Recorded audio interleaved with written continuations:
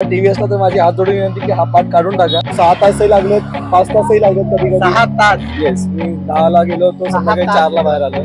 So मला खूप bad experience होता तो. आजच्या ब्लॉग मध्ये आपण लोक रिव्ह्यू करणार आहोत अपाची ITR 310 आणि खूप सुंदर लाईट आहे. मी येतानाच बघितली. USD फोक्स इथे येतात, ड्युअल चॅनल ABS इथे येतो. तुम्ही थोडेसे त्याचे शॉर्ट्स बघा, मग तुम्हाला पॉवरचा अंदाज आहे.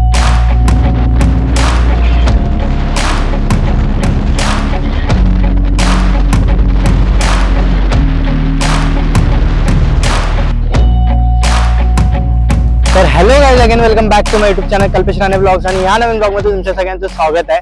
आजच्या ब्लॉग मध्ये आपण लोक रिव्ह्यू करणार आहोत अपाची ITR 310. तुम्ही अगोदरचे ब्लॉग पाहिले असतील तर गुढीपाडव्याच्या दिवशी माझा मित्र तुषार ह्याने ही बाईक घेतलेली. तर त्यानंतर आपल्याला बरेच दिवस झाले याचा व्हिडिओ करायचा होता. तर आज फायनली टाइम भेटलेला आहे की आपण ह्याचा पूर्ण इन डिटेल रिव्ह्यू करणार आहोत, ज्यामध्ये आपण ह्याचे स्पेसिफिकेशन, ह्याचे फीचर्स, ह्याची रायडिंग क्वालिटी, ह्याचा प्राइस, कोणी ही गाडी घेतली पाहिजे, कोणासाठी ही गाडी सुटेबल आहे, कोणत्या रायडिंग क्वालिटीसाठी ही गाडी सुटेबल आहे, बऱ्याच अशा गोष्टींबद्दल ह्या व्हिडिओ मध्ये बोलणार आहोत. तर मित्रांनो, टाइम वेस्ट न करता सुरू करूयात आजच्या या व्लॉगला. तर आपण आज आलेलो आहोत अर्नाळ्याला ह्या गाडीचा रिव्ह्यू बनवायसाठी. थोडासा लेट झालाय, सनसेट झालाय ऑलमोस्ट, लाईट थोडीशी कमी आहे. तर मित्रांनो, चावीपासून सुरुवात करूया. चावी TVS ने एक सिंपल अशी की दिलेली आहे. जास्ती काय चावीमध्ये फीचर नाही आहेत, बट आपण बाईक मध्ये बघाल तर भरभरून तुम्हाला लोकांना फीचर दिलेले आहेत ह्या बाईक मध्ये. की ह्या व्हिडिओ मध्ये किती टाइम लागणार आहे मला सुद्धा नाही माहिती. तर मित्रांनो, गाडीबद्दल बोलायला जायला तर 6 वर्ष लावले TVS ने त्यांची एक नवीन गाडी डेव्हलप करायला, जी की तसं तर बघायला गेलं तर ITR 310च्या चेसीवरच बेस्ट आहे. बट ह्या गाडीमध्ये बऱ्याच अशा वेगळ्या गोष्टी ज्या ITR 310 मध्ये नाही आहेत. फर्स्ट ऑफ ऑल, एक स्पोर्ट्स कॅटेगरी मध्ये ह्यांनी 310 cc ची ही गाडी बनवलेली आहे. पॉवर फिगर्स मध्ये मी नंतर येतो, पण पहिला तुम्हाला ह्याच्या ओव्हरऑल बॉडी फ्रेम मध्ये काय गोष्टी आहेत काय नाही आहेत ते बघून घेता. लुक्स बद्दल बोलायला गेलं तर एकदम स्पोर्ट्सी लुक आहेत, आणि लुक्स मध्ये बघायला गेलं तर एकदम लाईट वेट गाडी या लोकांनी बनवलेली आहे. To power to weight ratio maintain करण्यासाठी LED हेडलॅम्प आहे आणि खूप सुंदर लाईट आहे. मी येतानाच बघितली. USD फोक्स इथे येतात, ड्युअल चॅनल ABS इथे येतो. त्यानंतर जर ह्याच्या चेसी आणि फ्रेमच्या बाबतीत बघायला गेलं तर लाईट वेट बनवण्यासाठी ह्याचं स्पेसिफिक एक मेजर गोष्ट ऍड केली आहे ह्या लोकांनी, जी की बाकी बाईक्स मध्ये तुम्हाला कोणत्याच नाही बघायला भेटणार. इंडियामध्ये फर्स्ट अशी बाईक आहे जिच्यामध्ये त्याची सब चेसी जी आहे, ज्याच्यामध्ये अल्युमिनियम फ्रेमचा यूज केला गेलेला आहे लाईट वेट ठेवण्यासाठी. त्यानंतर एक कम्प्लिटली वेगळं इंजिन, जसं TVSचे आधीचे इंजिन आहेत त्याच्यापेक्षा कम्प्लिटली वेगळं इंजिन या लोकांनी डेव्हलप केलेलं आहे. तर इंजिन बद्दल बोलायला गेलं तर मित्रांनो, 312 cc इंजिन आहे, जे की 35 bhp पॉवर जनरेट करतं आणि 30 Nm टॉर्क जनरेट करतं, जो की सुपर्ब आहे मित्रांनो. चालवताना जे जबरदस्त तुम्हाला पंप फील होतात ना ऍक्सिलेटर दिल्यानंतर, ते जबरदस्त आहेत. तर कितीही मी तुम्हाला वर्बली पॉवर फिगर सांगितले, तोंडी पॉवर फिगर सांगितले, पण जोपर्यंत आपण लोक ही बाईक चालवून नाही बघा तोपर्यंत तुम्हा लोकांना हे कळणार नाही. तर इथे येताना मी ही गाडी चालवली आहे, पूर्णपणे हायवे रायडिंग केलेली आहे. ऍक्च्युली हायवे राईड साठीच, कारण की ही पॉवर जास्त आहे आणि पॉवर आपल्याला हायवेलाच कळते. तर ही येताना गाडी जी चालवली आहे ती तुम्ही थोडेसे त्याचे शॉर्ट्स बघा, मग तुम्हाला पॉवरचा अंदाज आहे.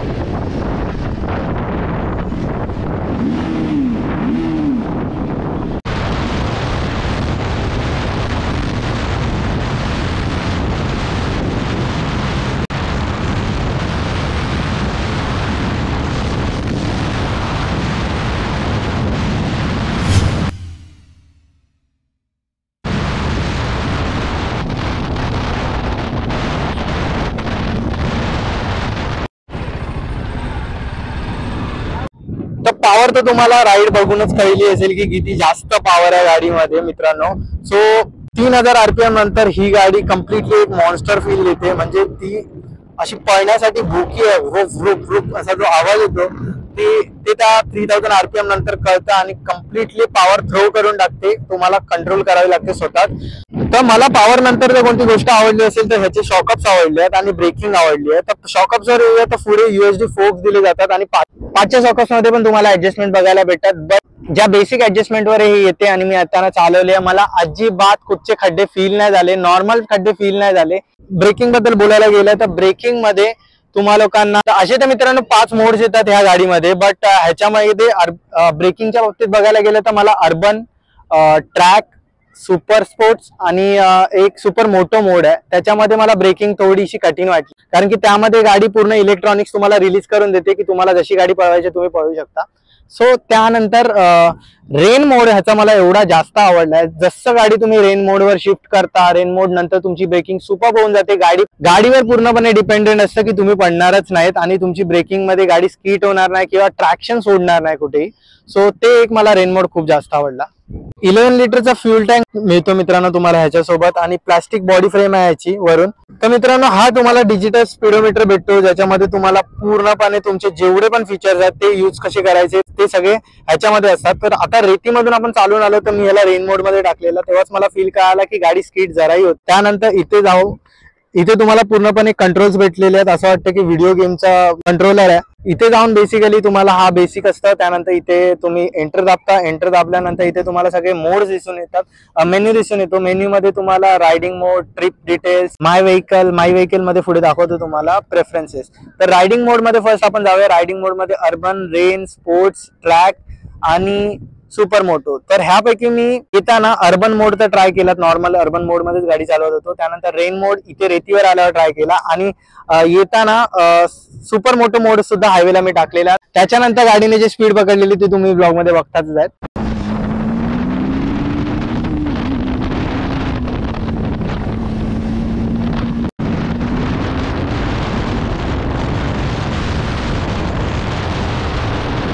का सुपर मोटो मध्ये चालते गाडी जबरदस्त, पण तुम्हाला तेवढीच कंट्रोल सुद्धा करावी लागते ब्रेकिंग आणि बाकी सगळ्या गोष्टीवर, कारण की इलेक्ट्रॉनिक्स ऑफ होऊन जाते. छान असा कम्प्लीट ब्राईट असा डिस्प्ले आहे, मला डिस्प्ले पण बराच आवडला. त्यानंतर व्हेकल डिटेल्स मध्ये, ट्रिप डिटेल्स मध्ये तुम्हाला किती किलोमीटर चाललेले 3 टाईपचे ट्रिप्स मिळतात, ज्याच्यामध्ये तुम्ही सेट करून ठेवू शकतात कोणत्याही राईडला जाताना किंवा एक ओव्हरऑल किती गाडी चालली आहे, त्यानंतर पर्टिक्युलर राईडला किती गाडी चालली आहे, पर्टिक्युलर दिवसाला किती गाडी चालली आहे, हे सगळं आहे. डे मीटर वगैरे, डे ट्रिप मीटर, तशा बऱ्याच गोष्टी आहेत. त्यानंतर आपण येऊया माय व्हेकल मध्ये. हे मला खूप जास्त आवडलं या गाडीचं पर्टिक्युलरली. याच्यामध्ये तुम्ही तुमच्या सर्व्हिस डिटेल्स पण टाकू शकता. सर्व्हिस डिटेल्स मध्ये तुम्ही नेक्स्ट सर्व्हिस ड्यू म्हणजे नेक्स्ट सर्व्हिस कधी आहे हे पण सेट करू शकता. म्हणजे माझ्यासारख्या विसरणाऱ्या माणसाला आठवण ठेवायची गरज नाही की नेक्स्ट सर्व्हिस कधी आहे. गाडीमध्ये तुम्हाला चालू केल्यावर कळतं की बाबा नेक्स्ट सर्व्हिस कधी आहे. Second, since last service 38 days झालेत वगैरे, हे सगळ्या गोष्टी आहेत. 242 किलोमीटर चालवली आहे, म्हणजे सुंदर फीचर आहे हा. त्यानंतर परफॉर्मन्स रेकॉर्ड वगैरे ह्या सगळ्या गोष्टी, मायलेज वगैरे, ओव्हरऑल मायलेज किती देते, टॉप स्पीड किती चालवलेली आहे. Top speed I think he 134 मी येतानाच केलेली आहे, तीच दाखवते. 0 to 60 4.81 सेकंड मध्ये गेलेली गाडी आणि 23 चा ऍव्हरेज दिला. सो ऍव्हरेजवर येऊयाच आपण थोड्या वेळाने. तर ह्यामध्ये लॅप्स कंट्रोल पण आहेत. जेव्हा जर तुम्ही ट्रॅक मोडवर चालवता तर लॅप कंट्रोल मध्ये तुम्हाला दिसतात किती लॅप्स वगैरे झालेत, आणि लॅप्स मध्ये अजून पण बाकी सगळ्या डिटेल्स दिसतात की किती लिनिंग अँगल आहे, म्हणजे गाडी वाकवली किती, काय किती केलं, या सगळ्या गोष्टी सुद्धा दिसतात. आणि हा फीचर बघा मित्रांनो, ह्या फीचर मध्ये तुम्हाला डॉक्युमेंट म्हणजे तुमचे जे RC बुक आहे, लायसन्स आहे, ह्या सगळ्या गोष्टी कॅरी करायची गरज नाही. ह्या सगळ्या गोष्टी तुम्ही इथेच स्टोअर करून ठेवू शकता. आता मी दाखवू नाही शकत कारण की शहरच्या प्रायव्हेट डॉक्युमेंट्स आहेत त्या गाडी रिलेटेड. सो ह्या सगळ्या डॉक्युमेंट तुम्ही इथेच सेव्ह करू शकता. तर तुम्हाला थांबवलं तर तुम्हाला कोणतेच डॉक्युमेंट सोबत कॅरी करून घेऊन जायची गरज नाही. इथे तुम्ही ह्या मेमरी मध्ये साठवून ठेवू शकता. त्या व्यतिरिक्त आपण ह्या मीटरवर येऊया. ह्या मीटरमध्ये आपल्याला ह्या गाडीचा एक हिट पॉइंट होता जेव्हा ही लॉन्च झालेली, तेव्हा खूप असा चर्चेमध्ये तो फीचर होता. तो म्हणजे की ह्या गाडीमध्ये येतं क्रूज कंट्रोल, जे की येतं बऱ्याचशा 4 व्हीलर्स मध्ये, महागड्या 4 व्हीलर्स मध्ये हा फीचर येतो. बट ह्या गाडीत सुद्धा हा फीचर येतो. तर ऍक्च्युली 50 पर्यंत स्पीड जावी लागते पहिला, त्यानंतरच हे ऍक्टिव्हेट होतं. जेव्हा तुम्ही 50 क्रॉस करता स्पीड त्यानंतर तुमचा क्रूज कंट्रोल ऑन करू शकता इथून आणि इथूनच तुम्ही ऑफ सुद्धा करू शकता. त्यानंतर ऍक्सिलेटर पूर्णपणे लॉक होऊन जातं आणि तुमची गाडी एका कन्सिस्टंट स्पीडवर चालते.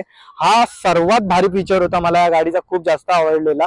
पण मी ट्राय नाही केलाय कारण की ट्रॅफिक खूप जास्त होतं. कोणत्या तरी लॉंग राईडला जिथे हायवेला खूप जास्त स्पेस असतो त्या ठिकाणी ह्या फीचरला यूज करायला खूप मजा येईल मित्रांनो. त्यानंतर मित्रांनो क्लच किंवा तुमचा ब्रेक आहे ते तुम्हाला 4 स्टेप ऍडजस्ट करू शकता. इथूनच तुम्ही बाहेरूनच करू शकता, कोणत्या मेकॅनिक कडे सुद्धा जायची गरज नाही आहे.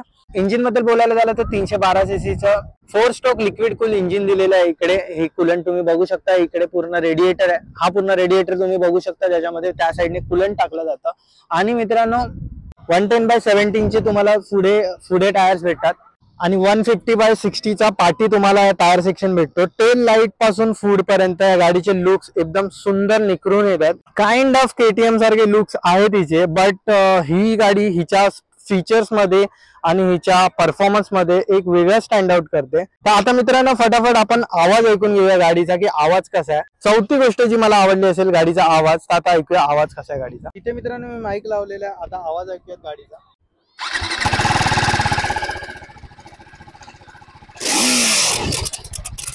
माईकच पडलंय मित्रांनो, व्हायब्रेशन.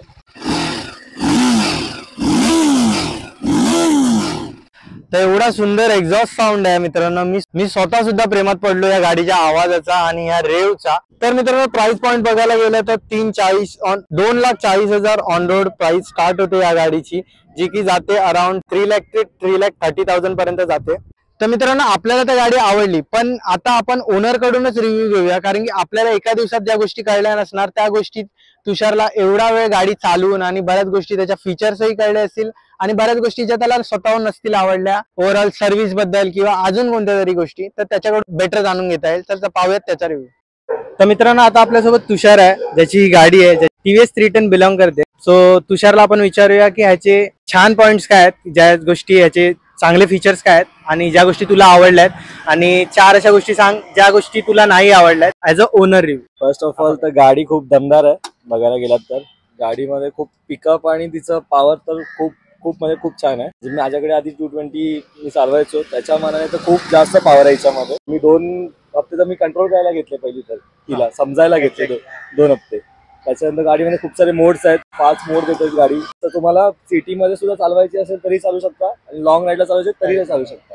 दोन्ही साईडला ती अफोर्डेबल आहे स्वतःसाठी. प्लस एव्हरेज पण 30-35 देते ती आरामात. म्हणजे ओव्हरऑल तुला जसं पण जेवढ्या पण गोष्टी या लोकांनी बनवताना मॅन्युफॅक्चर करताना केल्या इन्क्लूड करून याच्यात दिल्या त्या ओव्हरऑल तुला आवडल्या. हा जसं ट्रॅक्शन कंट्रोल झालं एक, जेव्हा की मी त्याच्यावरती जास्त विश्वास ठेवू शकतो, रिलाय राहू शकतो की भाई ट्रॅक्शन कंट्रोल आहे, आपण कशी आपल्या हिशोबाने थांबेल. आणि खूप 2-3 वेळा तिने मला सपोर्ट सुद्धा दिलाय ट्रॅक्शन कंट्रोल. थांबत नाही वाटलं आणि थांबली आहे. जसं पावसाळ्यात खूप साऱ्या वेळी आपल्या स्लीप होते गाडी, तेव्हा तिने खूप सारा बघितला. हा रेन मोड मी हे केलेला वाळूवर चालून बघितला तेव्हा त्या झाल्या. ओव्हरऑल तुझ्या चांगले पॉईंट जे तुला खूप आवडले. काही असे पॉईंट सांग जे तुला या गाडीबद्दल नाही आवडले किंवा TVS बद्दल नाही आवडले, जे तुम्हाला आधी सांगितलेले आहेत. अच्छा, तर पहिली गोष्ट तर मला ही पाठची सीट खूप लहान वाटली, खूप छोटी आहे. म्हणजे पिलियन साठी एवढं कम्फर्टेबल. जर रिव्ह्यू घेतलास जर माझ्यासारखा एखादा माणूस याच्यावरती कंटिन्यू 3-4 तास बसेल तर तो नाही बसू शकत. फर्स्ट ऑफ ऑल तर हा पार्ट एवढा आहे जो खूप लागतो. हा जो एवढा पार्ट आहे गाडीचा खूप कडक आहे. साईडला त्याच्या कव्हर्स आहेत जो की खूप लागतो, खास करून पुरुषांना तरी खूप लागतो. पुरुषांसाठी तर कम्फर्टेबल नाही. ओनली फॉर लेडीज ती कम्फर्टेबल आहे. ते पण लेडीज तुमची जर नॉर्मल असेल फिगरला तर ठीक आहे. ओव्हर फिगर असेल तर मग तुम्ही नका घेऊ तर नाही करू शकत तुम्ही. त्याच्यामुळे TVSला तर माझी हात जोडून विनंती की हा पार्ट काढून टाका किंवा कस्टमाइज करायला दुसरं काहीतरी लावायचं जागी. आणि सेकंड म्हणजे सर्व्हिसिंगला हा मेन मुद्दा मी जरा थांबवतो. हा मेन मुद्दा आहे, नीट आहे का, कारण की तुम्ही लोक जे ही गाडी घेण्याचा विचार करताय त्या लोकांना सर्व्हिसिंग हा पार्ट मेजर पडतो कोणती गाडी घेतल्यानंतर. नंतरचा पार्ट असतो बट तो खूप इम्पॉर्टंट असतो. तर सर्व्हिस साठी तुम्ही जेव्हा पण जाल तेव्हा पाहिजे तर प्रायर बुकिंग करा. त्याच्यासाठी तुमचा स्लॉट तुम्ही व्यवस्थित बुक करा, कारण की ह्याच्यासाठी त्यांनी स्पेशल असे काही टेक्निशियन्स आहेत जे की फक्त RTR 310च काम करतात आणि RR 310चं काम करतात. कारण की फीचरच तेवढे देऊन ठेवले, तेवढा स्पेशल टेक्निशियन लागतो. तो अवेलेबल पाहिजे त्या दिवशी त्या स्लॉट मध्ये. म्हणून ऍडव्हान्स मध्ये बुकिंग करून जावं, कारण की गाडीला सिस्टीम दिलाय तो जो तुमचा दर 6 महिने अपडेट झाला पाहिजे. मोबाईल सारखं त्याचा अपडेटची गरज असते. त्याच्यामुळे तो अपडेट झाला पाहिजे. त्याला 1 ते 1.5 तास सहज लागतो. जसं मला 6 तासही लागले, 5 तासही लागले कधी कधी. 6 तास. येस, मी 10 ला गेलो होतो, 6 संध्याकाळी तास 4 ला बाहेर आलोय. सो मला खूप बॅड एक्सपिरियन्स होता तो. त्याच्यानंतर त्याला सांगितलं कस्टमर केअरला, सो त्यांनी त्याच्यावरती सुधारणा करायचं असं ठरवलंय. ओके. आता बघू, लेट्स सी. म्हणजे ते टेक्निशियन अवेलेबल नाही वगैरे ते तुला हा. रिझन दिलेले हा, तर तेच आहे. तर ऍडव्हान्स मध्ये स्लॉट बुक करून जावा. तरी पण आता पुढच्या सर्व्हिस मध्ये काहीतरी मी स्टोरी वगैरे इंस्टाग्रामला टाकीन पुढच्या सर्व्हिसच्या रिव्ह्यूच्या हिशोबाने. तर त्याच्यामुळे ते लोकांनी बोललंय की नेक्स्ट टाइम तुम्हाला एवढा टाइम लागणार नाही मध्ये. तर बघू आता काय होतं याच्यामध्ये. किती होतं सर्व्हिसला, किती कॉस्ट येते? 2,500 ते 3,000 रुपये जातात. फर्स्ट नाही, सेकंड वगैरे? सेकंड वगैरे ते माझी तेवढं स्लॅबला गेलं. अच्छा, 2,500 ते 2.5 ते 3,500 3.5 तेवढं, हा. तुम्हाला लोकांना लागू शकतो. 6-6 महिन्यानंतर मेंटेनन्स येतो मोस्टली तिला. 6 महिन्यानंतर सर्व्हिस पर्यंत हा. जातो. आता मेन मुद्द्यावर येऊया की बघ तुषार, आता तू तर ही गाडी घेतली, आपल्या व्ह्युअर्सला तू कसं सांगशील म्हणजे कोणत्या रायडिंग क्वालिटीला ही गाडी बेस्ट आहे, किंवा कोणत्या व्ह्युअर, प्रत्येक गाडी घेण्याचा एक पर्पज असतो, कोणाला सजेस्ट करशील तू ही गाडी घेण्याची? पहिली गोष्ट तर बेसिकली आपण सगळे कामाला जाणारी माणसं आहोत. आपण मोस्टली वीकेंड साठी राईड करतो, वीकेंडला राईड करतो, तर त्याच्यासाठी ही गाडी खूप छान आहे.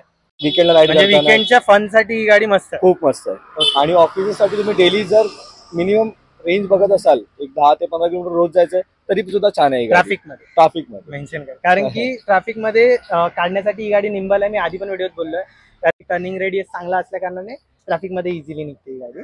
त्यामुळे ट्रॅफिक साठी छान आहे. म्हणजे ट्रॅफिक मध्ये तुम्ही जर ऑफिसला जाताय, रेग्युलर यूज करताय, तर त्यासाठी पण छान आहे. आणि जर तुम्हाला वीकेंडला मजा करायची आहे पॉवर सोबत, तर तुम्हाला धमाल येणार आहे ही गाडी घेऊन. थँक्यू सो मच तुषार. थँक्यू. तर असा काही मित्रांनो होता आपला अपाची ITR 310 चा रिव्ह्यू व्हिडिओ. तुम्ही सुद्धा सांगू शकता की तुम्हाला कशी वाटली अपाची ITR 310, आणि तुम्हाला या गाडीबद्दल कोणता फीचर जास्त आवडला. त्या व्यतिरिक्त तुम्हाला ह्या गाडीच्या कंपॅरिझन मध्ये कोणती गाडी अजून बघायला आवडेल. व्हिडिओ आवडली तर व्हिडिओला लाईक जरूर करा, चॅनलला सबस्क्राईब सुद्धा करू शकता, आणि तुमचे थॉट्स कमेंट मध्ये नक्की कळवा. भेटूयात नेक्स्ट ब्लॉग मध्ये. तोपर्यंत signing off, Kalpesh Rane blogs. Bye bye. तेरा नाम क्या है? मेरा अमय सोनी। तो तू ब्लॉगर देख के पहचान के आया ना मुझे? हाँ। तो तुझे बाइक कैसी लगी बता? मस्त है। कैसी लग रही है? स्पोर्ट्स लग रही है? स्पोर्ट्स। हाँ तू देखता है मोटो ब्लॉग्स? हाँ, मैं हर ब्लॉग देता हूँ। अच्छा, बाइक राइडर। तो मेरे भी ब्लॉग देखेगा? हाँ।